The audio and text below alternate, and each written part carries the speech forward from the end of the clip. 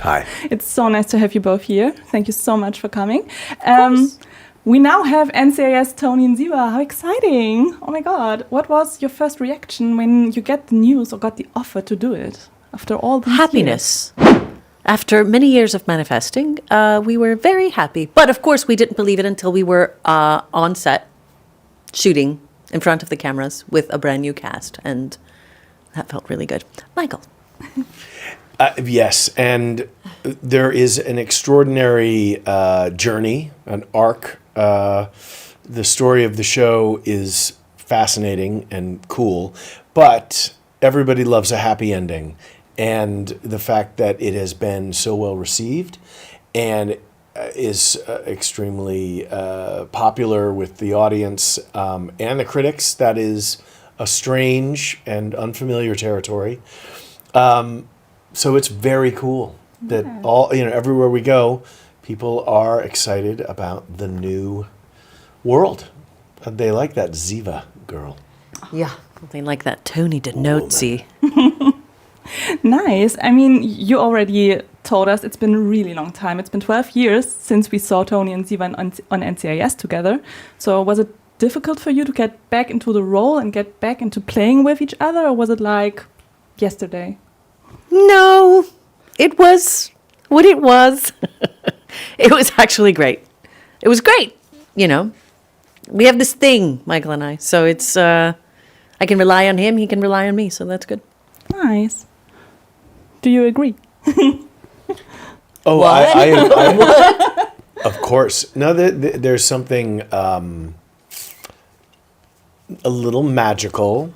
And as you spend more time on this planet, Earth, you realize that certain things don't happen as often as you think.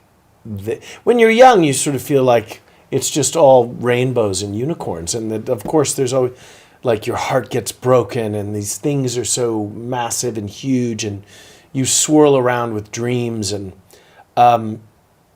then you get a little older and you go, it's not all unicorns and rainbows. And so when you have a unicorn, you make sure that you protect that you give it water. Lots of love. You give it food. And so it's a delight. Nice. Thank you. You said that really beautiful. Tony and Ziva probably had the longest build-up of a couple ever. Yes, a lot of foreplay. Yes, a lot of foreplay. Teasing and tickling. Massaging. A little bit of dipping in, but then not, and on and off again. A light slap. Yeah. There's just a lot of fear. Yeah. Now the fans see more of you, finally. We're not afraid anymore. Oh, that's so good. Do you feel like NCIS is kind of a love letter to those fans who believed in Tiva all those decades? I don't think this would be possible without the fans, to tell you the truth. I think there's an intention and an energetic sort of thing that was put out by a lot of people. And somehow it was met with our intention, which was the same. And then somehow that energy, made this all happen. So I know that it all takes place in some sort of fruity like kumbaya land. But I really believe in that stuff. And here we are. It is absolutely a gift and a love letter of sorts, and manifested by all of those spirits and souls that we get to meet sometimes, which is just extraordinary.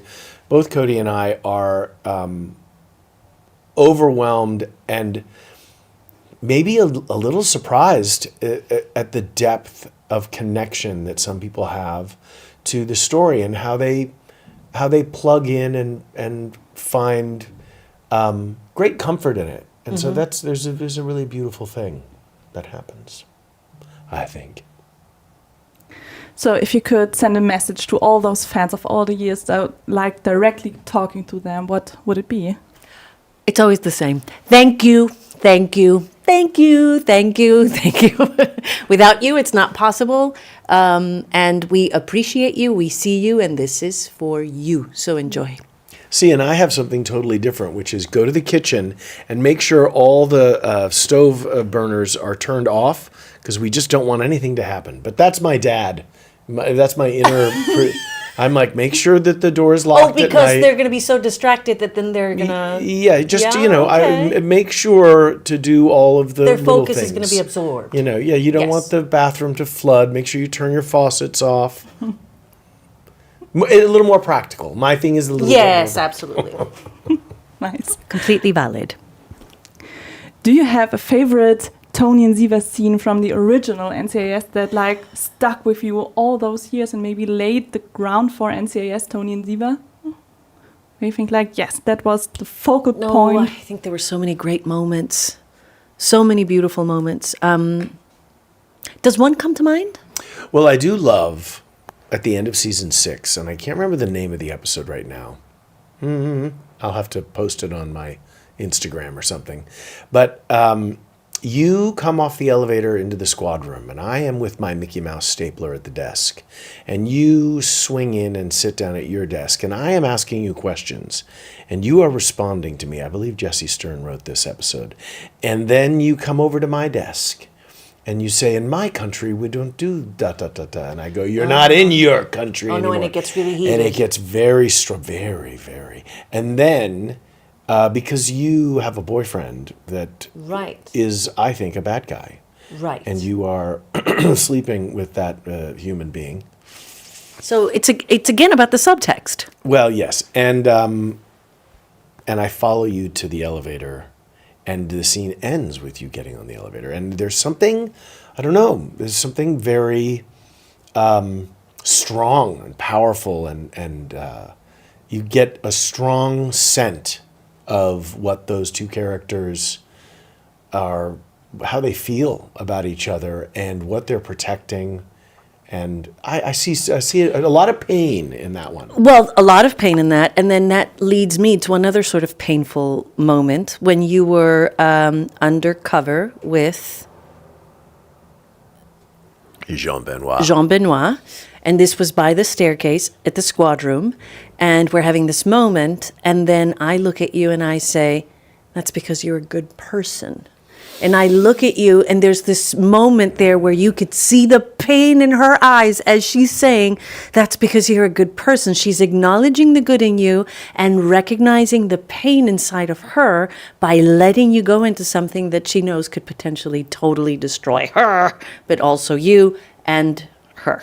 So as you can tell, we just memorize the lines and stand on the tape. We don't There really is no care. thought we that don't goes really into care this about making this whatsoever. show. We have no real idea of what's even happening. Like, I don't even remember shooting this show, but I'll cash the check.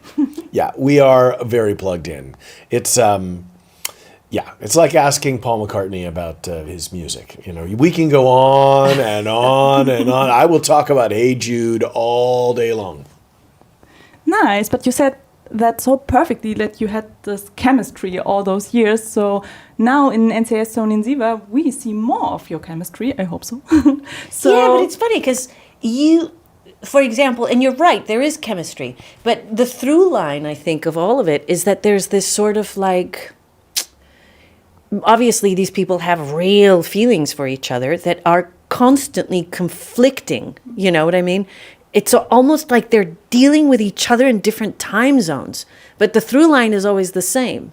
There is this love that is one time, at one moment acknowledged by one and then not the other. And then there's a timing thing and there's a love thing going on. So it's kind of a remarkable thing. The more we think about it, the more we can, explore it. But I think that's, yeah. You just gave me an idea for season 2, but I'm not going to tell you right now. I'll tell you later. In the car. Season 2, anybody? Let's do it. Let's do this. All right, I'm ready. Yeah. So now let's stay in season 1 for just a moment more because Okay. we have a few more episodes Okay, to we're come here. out. All right, tell us. Is there any scene in season 1 of NCIS Tony and Ziva that fans can look forward to without spoiling? Like any scene my that's God. about to come up?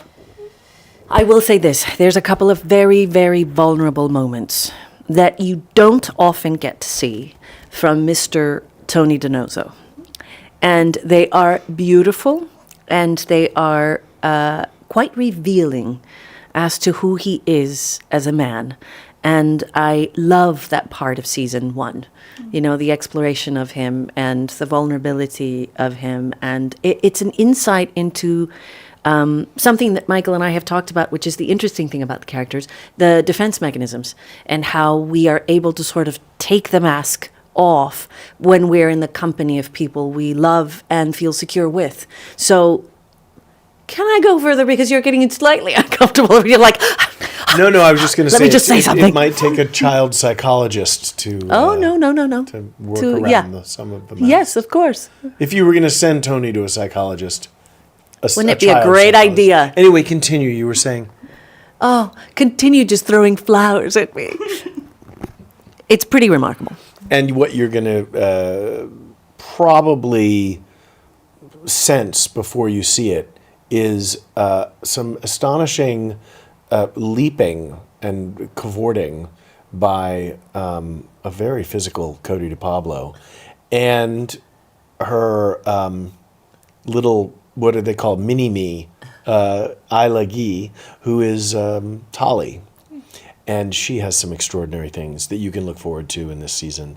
One particular episode, 6, is really amazing. And there is a kind of beautiful swell that takes place in the last half of the season. So get your surfboard out, because there's a little surfing. No Dracula surfing, but some surfing to come. Then we need to wrap up the interview to do a little social media game. I Thank have you enough so much energy for for that. answering those questions. It really You're means very welcome.